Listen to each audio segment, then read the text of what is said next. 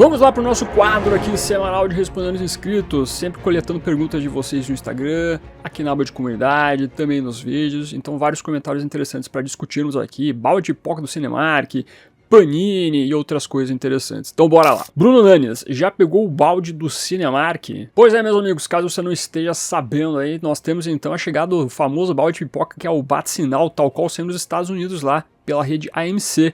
A gente achava que não ia chegar por aqui, no final das contas chegou pela rede Cinemark. Não tive a oportunidade de pegar ainda, não tive tempo de ir no cinema, porque tá corrida essa semana aí de dia do Batman praticamente. Então vou ter que deixar para pegar no domingão, no dia que eu estou publicando esse vídeo, acredito. Mas se tudo der certo, sim, eu quero pegar o balde, vou pegar ele e ao mesmo tempo assistir os filmes do Batman. Inclusive, uma curiosidade, nós temos a reestreia, o relançamento de dois filmes que tem o nome só Batman, né? Que é o Batman 89 e o The Batman, que aqui no Brasil ficou como só Batman mesmo. Olha como são as coincidências, né?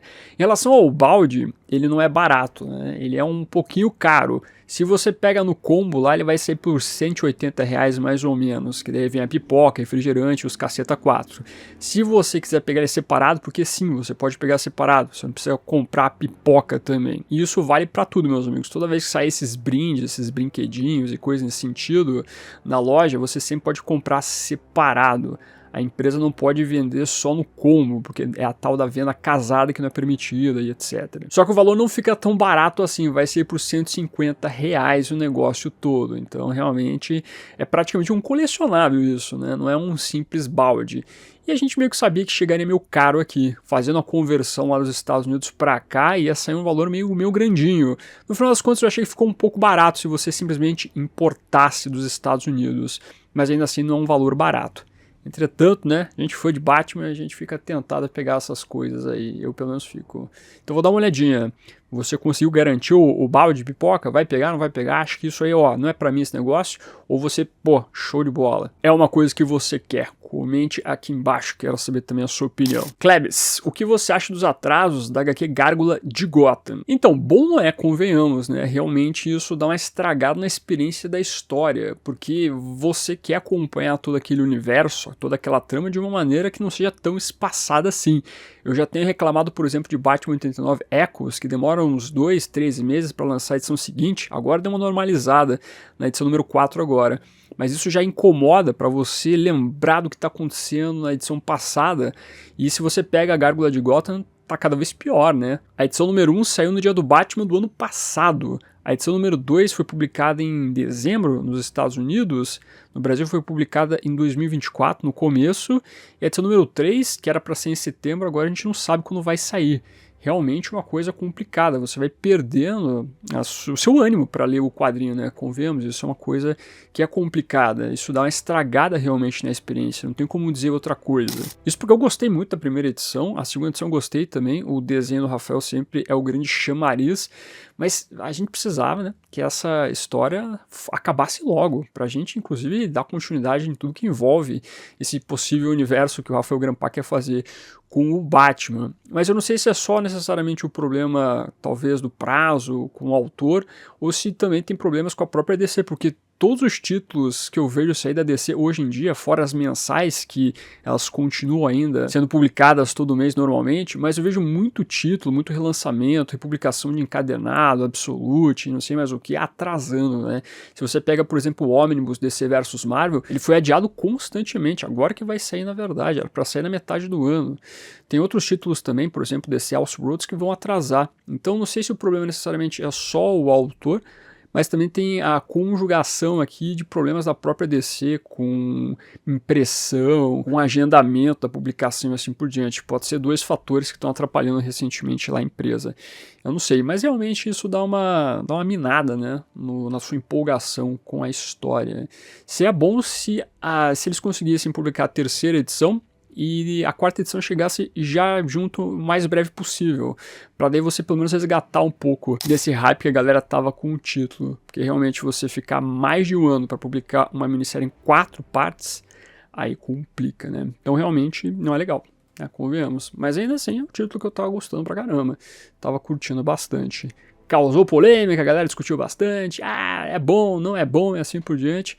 Mas, de qualquer maneira, o pessoal estava lendo aí, né? O pessoal estava empolgado, qualquer que fosse a empolgação, para continuar lendo todo esse novo Batman que foi criado pelo brasileiro. Mas vamos torcer para chegar logo, para ser publicado, para a gente conferir, inclusive a chegada do Coringuinha, né? Que é essa versão nova do Coringa que o Grampar vai trabalhar. Maurício de Castro, bom dia, Fábio. Você não acha que estão demorando demais para trazer o Alfred de volta? Pois então, o Alfred ele acabou falecendo pelas mãos do Bane em 2019 na fase do Tom King. Já passou a fase de James Tynion the Fourth, já passou um bom tempo aí da fase do Chip Zdarsky, e até então o personagem não voltou. A gente teve algo parecido naquela história do Mark Waid lá, que envolve aquela mega saga do Planeta Lázaro, não sei mais o que, né? Que era o Robin versus Batman, Batman versus Robin. E até então o Alfred realmente não deu as caras de volta. Eu tô achando que eles vão deixar por um bom tempo o Alfred realmente falecido, meus amigos. Talvez ele não volte, hein? Talvez o Alfred, olha, tenha sido realmente enterrado aí para ficar como aquele personagem que sempre vai ser uma grande inspiração para Bat-família. Tanto é que o Asa Noturna lá em Bloodhaven construiu uma estátua pro Alfred, não sei mais o que. Então você talvez tenha criado essa figura que tem uma carga emocional que dessa maneira, né, falecido, possa ser um pouco mais impactante. Eu acredito que em algum momento ele deve voltar, mas talvez demore bastante para isso acontecer. Se o Jason Todd voltou do mundo dos mortos, o Alfred pode voltar em algum momento. Mas agora, como encaixar essa volta? Vai ser um Alfred de uma realidade alternativa? Vão dizer, que nem foi a Tia May, não foi? Que o Alfred que morreu era um ator que estava vivendo ele, né? Eu acho que é muito bizarro. O problema é você construir uma justificativa para trazer o Alfred de volta. Qualquer justificativa que façam pode ser uma justificativa bem furreca, que ninguém vai engolir, né? A não ser aquele fato que, quadrinho super-herói, né? Todo mundo volta. Talvez para você tirar esse sabor amargo do que envolve os quadrinhos de super-heróis, no sentido de todo mundo volta em algum momento, eles possam deixar realmente o Alfred falecido no universo principal. Você tá vendo o personagem aparecer em outros universos. O Absolute Batman vai tratar do Alfred de outra maneira. Você tem outras adaptações que o personagem aparece. Então, quem sabe, na Terra Zero eles podem realmente manter o personagem dessa maneira, falecido, e nos outros universos ele acaba sendo explorado. Até de vez em quando o pessoal comenta, né, pô, a gente não vê evolução nos quadrinhos do Batman, ninguém vai pra frente, todo mundo tá com a mesma idade, você não sente que realmente você está construindo algo. Então quem sabe você deixar o Alfred falecido mantenha pelo menos algo, entre aspas, positivo, nessa reclamação que o pessoal traz, né, de você não sentir uma evolução. Aqui você conhece um começo, meio e fim para a figura do Alfred, né? Alguém que acabou falecendo por causa de tudo que acontece ali no combate ao crime. Isso cria um grande peso para a Bat-família também. Então pode ser uma exploração que é benéfica nesse sentido. Por mais que a gente goste muito, a interação do Batman com o Alfred é uma interação muito bacana, mas às vezes as histórias elas perdem grandes peças devido à dramaticidade que são as histórias. Então tem esse ponto importante. Eu sei que a galera vai reclamar, pô, Tom King fez besteira, não sei o que, mas o Tolkien tinha revelado já que ele queria trazer o Alfred de volta já no final da sua fase. Ele falou que ia fazer isso, só que o editorial na época falou, não, a gente vai deixar o Alfred falecido. O Tolkien até falou, não, mas calma aí, o Alfred, pô, é um grande personagem, a gente não pode simplesmente tirar ele assim. Mas o editorial falou, não, vamos deixar ele debaixo aí da terra mesmo, porque é melhor. Enfim, paciência. Gostaria de ver mais do Alfred nos quadrinhos, mas talvez seja para melhor ele ficar assim, né? Pra gente realmente ter uma evolução nas histórias do Batman. Lorenzo, opa Fábio, o que você acha sobre a monstrificação que estão fazendo no visual do Coringa? Deu certo no Jeremiah, mas já está a saturar? Eu acredito que esse comentário do Lorenzo especificamente seja envolvendo, então, tal como ele citou Gotham, que nós temos lá o Jeremiah, o Jerome, que você tem realmente o bicho ele passando por vários momentos tensos, ele tem que costurar a cara, ele fica com um rosto meio bizarro. Você tem isso nos quadrinhos, obviamente, até porque Gotham se inspirou nos quadrinhos para fazer isso. A fase do Scott Snyder, Morte da Família, fala muito dessa monstrificação do personagem sem rosto lá. Você tem o filme do Cavaleiro das Trevas, que o Coringa também tem a cara bizarra lá e assim por diante. E você vai ter também The Batman, que já apareceu o Coringa lá. A gente não conseguiu ver exatamente ele, mas o pouco que a gente viu, realmente o bicho vai vir não muito bonitinho, né? Vai vir realmente de uma maneira que você fala, caraca. Eu penso que o visual do Coringa, ele não deve ser um visual bonitinho, ele não deve ser um galã. Ele deve ter uma cara que é pra assustar realmente. Depende da maneira como você interpreta, obviamente. Quando você pega, por exemplo, o Coringa do Jack Nicholson, ele não tá monstruoso. Mas aquele rosto, aquele sorriso que ele tem, que fica travado toda hora, isso é assustador, convenhamos. Quando você vê um personagem dessa maneira na sua frente, uma pessoa dessa maneira na sua frente, você fica assustado. Quando ele tá lá ceifando a galera, né, eletrocutando todo mundo lá, rindo pra caramba, com aquele rosto travado, com aquela face travada, caramba, isso é assustador. O próprio Coringa do Heath Ledger, quando ele tá fazendo as suas lá, com aquele rosto cortado, também é uma coisa bizarra. Eu acredito que, na verdade, você pode criar um equilíbrio. Você pode fazer o personagem não necessariamente ser tão detonado assim, mas ao mesmo tempo você não pode fazer ele tão bonitinho, um galã de cinema. Eu acho que não precisa por esse caminho, porque eu penso que o Coringa tem que ser um pouco assustador assim com a sua cara. Tem que ser aquele cara que mete um medo gigantesco em você. Pela personalidade dele, por tudo que é a aura do Coringa, mas ao mesmo tempo pelo sorriso bizarro dele. Ele tem que trazer um sorriso que você fica, sabe, desconfortável. Isso porque, por exemplo, o sorriso do Conrad Veidt lá no filme O Homem que Ri é assustador também. Não é um sorriso que você fica confortável. É um sorriso que você bate o olho e você fala, nossa, esse negócio tá estranho, né? E o Coringa tem que passar essa vibe mesmo. O Coringa tem que ter esse lado um pouco mais monstruoso. Então eu penso que o equilíbrio é importante. Não acho que vai saturar você ter um Coringa com uma feição monstruosa. Mas é legal você não ir só para um lado. É legal você trazer uma mescla das duas coisas para você fazer uma boa interpretação do personagem. Porque você tem que bater o olho nele e sentir medo. Sentir medo por tudo que ele é, inclusive com o seu rosto. O sorriso do Coringa tem que meter medo em você. Então esse tem que ser o grande propósito envolvendo o personagem e a sua retratação. Vamos lá para o nosso quadro aqui de recebidos. Recebi alguns quadrinhos aqui da Comics Signature. Eles sempre mandam alguns quadrinhos de vez em quando para mim. E aqui eles mandaram então Batman número 148, revista mensal do personagem. Tá dando um pouco de reflexo, mas tá lá. Quando nós temos o final ali do Batman versus Uzur.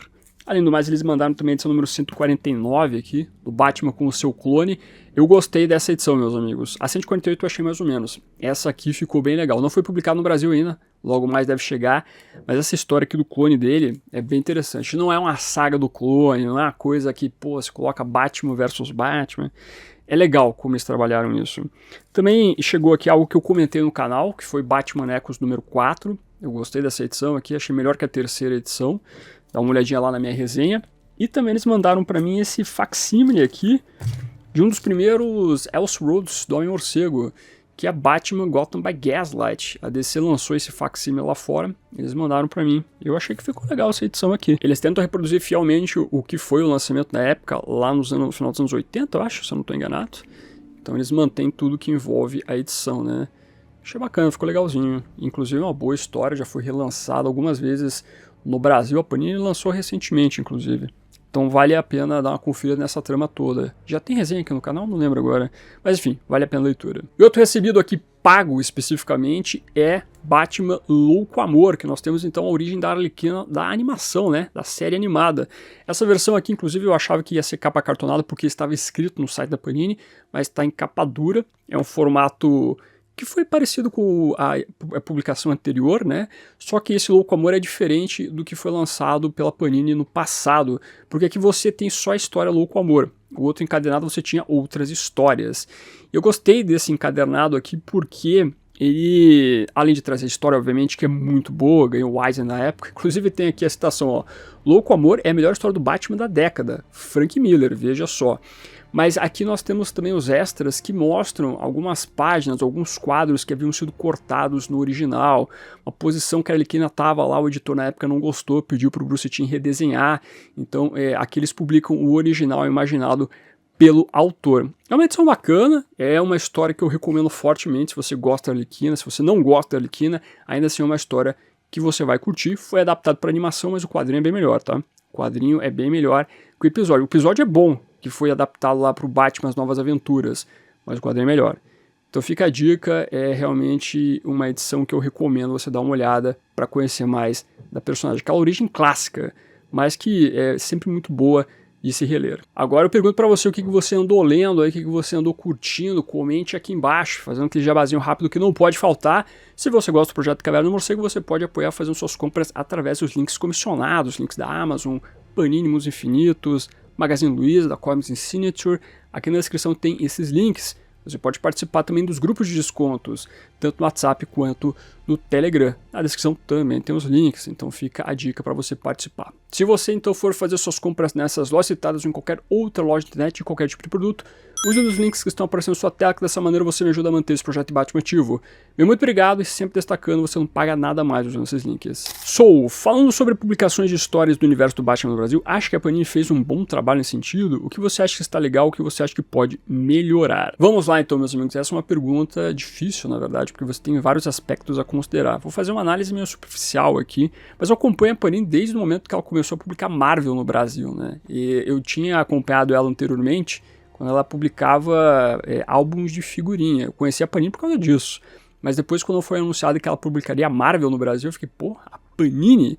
Beleza. Aí começou a publicar Marvel, achei bacanas as publicações. Nessa época eu acompanhava X-Men, depois ela começou a publicar DC, né? Quando a Abril deixou pra lá super-heróis. E o começo foi um pouco satisfatório, assim. Começou, obviamente, por baixo, assim, publicava uns 3 títulos da DC. Eu lembro que lançou em um mês, acho que foi em setembro, outubro, uma coisa assim. Eles pularam um mês e voltaram a publicar em dezembro, né? A edição número 1 publicou e eles demoraram mais de um mês para publicar a segunda edição, né? Rolou um probleminha assim. Mas no final das contas, a publicação de DC, por exemplo, de Batman no Brasil foi satisfatória. A gente foi vendo a editora ali conseguindo casar suas ideias com o público brasileiro. Você tinha um formato que era magazine, eles diminuíram para um formato americano, tendo em vista a reclamação do público. No começo você via a Panini fazer uma relação muito próxima com o público, que era uma coisa que a editora Abril tinha deixado de lado quando começou a publicar as edições premium. Não tinha mais sessão de carta, a Abril falava, acho que não precisa publicar isso nas edições, e a Panini resgatou isso, tentou deixar a coisa um pouco mais próxima com o leitor. É claro que isso, de certa maneira, foi um pouco abandonado com o passar do tempo. A sessão de carta começou a deixar de existir porque os tempos foram mudando. Então tem esse ponto importante. Mas com o passar do tempo eu achei que foi bem satisfatório tudo que a editora Panini está fazendo, em comparação com o que a Abril fazia, porque a Abril tinha um lance muito de publicação, olha, eu quero publicar o que eu quiser, vou publicar da maneira como eu quiser, se eu precisar pular 6 meses de histórias do Superman, eu vou fazer isso, e não quero saber de reclamação, hein? Se você for reclamar, o problema é teu, meu amigo. Não que a Panini seja perfeita nesse sentido, mas eu acredito que se você compara com a Abril no passado, ela ouve um pouco mais o seu público, isso é importante. Quando você foca no Batman, você vê que a editora ela tem a propensão a lançar muita coisa do Homem-Morcego, até porque na DC eles publicam muita coisa do Batman e aqui eles tentam fazer a mesma coisa, e você vê muita coisa do Homem-Morcego. Em relação à questão de publicação de histórias do Batman, não tem muito o que reclamar, porque realmente eles trazem muita coisa, e se não trouxeram agora, em algum momento eles vão trazer, porque eles estão sempre de olho nos títulos que o público pede. Você tem, por exemplo, a saga do Batman fazendo uma boa republicação de histórias antigas, não tem o que reclamar nesse sentido. Por exemplo, a trilogia do Batman Vampiro, que a gente pedia tanto, vai ser republicado, tinha Batman Ego, foi republicado, vai ser republicado de novo agora. Então a Panini está de olho no que o público pede, isso é um ponto muito importante. Faltam algumas coisas ainda, né? Como, por exemplo, o Omnibus do Batman Adventures, que são os quadrinhos da série animada, a gente tá pedindo faz tempo. Isso é um ponto muito importante. Mas as reclamações que vão ter não é só envolvendo o Batman, mas sim tudo que envolve a publicação da Panini, que são os problemas envolvendo erros dentro do editorial, né? Tem os erros pequenininhos, que às vezes são os detalhes que passam batido, que eu vejo muitos editores, não só da Panini, mas de outras editoras, destacando que um erro ou outro vai passar, não tem como você evitar. Mas ao mesmo tempo tem alguns erros que são um pouco mais fortes, como por exemplo foi o Portões of Gotham, isso aí foi complicado. Então esses erros, eles acabam complicando um pouco a publicação. Ao mesmo tempo a questão dos formatos, que é uma coisa que eu vejo que a Panini está tentando corrigir por agora. Você só tinha um tipo de formato, né, para uma história, o Omnibus, o Absolute. Por mais que o Absolute eu contesto um pouco porque as histórias que estão saindo agora, Batman 1, Cavaleiro das Trevas, A Piada Mortal, já tinham sido publicados N vezes por outras editoras também anteriormente no Brasil. Não é como se Batman 1 só tivesse um formato publicado no Brasil. Então isso é realmente um ponto que a gente tem que trazer. Mas ao mesmo tempo, ainda assim, focar só no formato de luxo, só no Omnibus para uma história, por exemplo, aquela do Arqueiro Verde lá do Mike, essa história poderia ter saído de uma maneira um pouco mais econômica, não só no Omnibus. Talvez seria um ponto a se destacar. Mas veja, a editora está meio que corrigindo esse padrão hoje em dia, lançando o DC Pocket, que eu realmente acho que é uma iniciativa bacana para você tentar viabilizar mais para o público esse tipo de formato mais econômico. O preço não ajuda. Eu sei, meus amigos, o preço não é barato, né? Um Watchmen custando R$80 ainda não é um preço extremamente acessível. É um ponto importante. Mas é uma coisa que me pergunto, pô, quando é que você vai começar a reclamar dos preços da Panini? Eu gostaria de reclamar mais, e eu já fiz muito isso no passado, entretanto, eu nunca tenho contraponto de dizer para Panini, por exemplo, qual que é o preço correto. Porque eu não sei como chegar no preço correto, vocês sabem? De vez em quando alguém fala para mim, pô, esse preço não é justo. E sim, é um preço que realmente é caro, mas como é que eu chego no preço justo? Como é que a gente consegue chegar no preço justo? Alguém chegou a me dizer, não, eu acho que a Panini tá mentindo pra gente, as editoras estão mentindo com esse negócio de monopólio do papel e não sei o quê. Só que a pessoa que me disse isso também destacou que, olha, eu não sei como provar isso, mas eu acho que tem esse problema. Como é que a gente fica? Só no achismo? Uma coisa é a gente trazer a crítica envolvendo a arte, né, envolvendo a história e assim por diante. Você está falando de uma ciência humana. Outra coisa é falar sobre a questão econômica. Quando você vê vários problemas acontecendo, não só numa editora, mas em várias outras editoras, e ao mesmo tempo em muitos outros bens de consumo, envolvendo essa questão de valores. Então realmente é complicado. Você tem que admitir que realmente o preço não é barato. Não são baratos os quadrinhos hoje em dia no Brasil. Isso é um complicador enorme para o acesso do quadrinho no consumo. Então, essa questão do preço, ele é complicado. É tenebroso o preço de um ônibus. É R$500, pô, é um preço complicadíssimo. Por isso que você criar outra maneira, que é trazer o DC Pocket para uma piada mortal custando R$30, pô, eu acho muito bacana. Poderia ser mais barato? Poderia, mas de novo, como é que a gente chega no preço que seja correto? Que realmente caiba no bolso de todo mundo, levando em consideração o momento econômico no Brasil. Esse é um ponto muito importante. Se a editora conseguir fazer esse lançamento de um quadrinho de luxo e ao mesmo tempo manter um quadrinho em formato econômico, que o DC Pocket vingue, ou DC de bolso vingue aqui no Brasil, e a gente possa ver então mais títulos nesse formato que sejam mais acessíveis.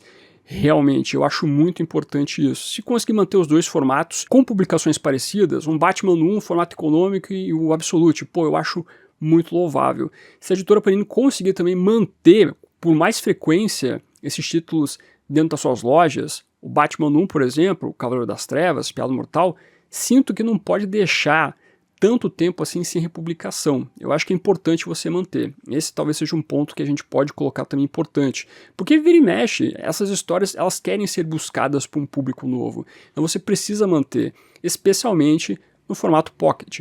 Por isso que eu torço muito para que esse formato dê certo no Brasil, para a própria editora Panini conseguir manter com mais frequência dentro do mercado essas histórias que são histórias iniciais. Geralmente o pessoal vai me perguntar qual que é a primeira história que eu tenho que ler do Batman. Batman não vai ser essa história.